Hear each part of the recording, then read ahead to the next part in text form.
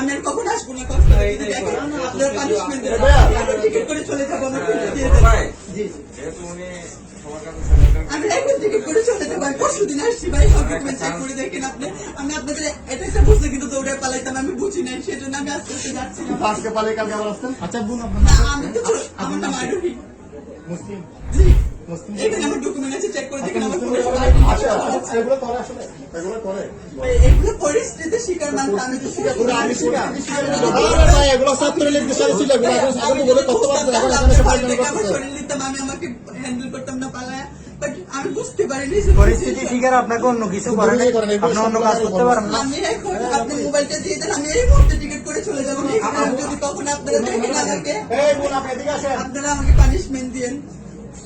বাকি আমার ফোনে আমার সব ডকুমেন্ট, আপনারা আমার ফোনটা প্লিজ দিয়ে দেন। আমি এখন টিকিট করে